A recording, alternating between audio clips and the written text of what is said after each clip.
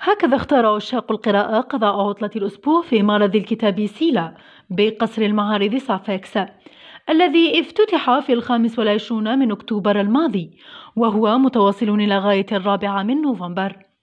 يعتبر معرض الكتاب سيلا واحدا من أبرز الفعاليات الثقافية، حيث يجذب الآلاف من عشاق القراءة، ويعتبر جسر تواصل بين القارئ وجديد النشر.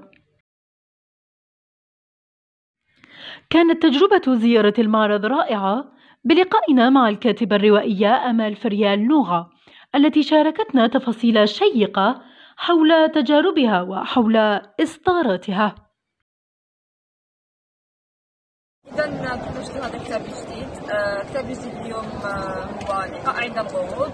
هذا المرة خرجت شوية عن المألوف، أنا معروفة دائما بالروايات، لكن هذه المرة خرجت عن المألوف ودرت كتاب جديد اللي كان سلسلة خواطر، وهو اللي شاركت به هذا العام في معرض الدولي للكتاب. إذا هو هذا الصالون هو أكثر صالون منتظم طيلة السنة، هو أكثر صالون فيه الإقبال.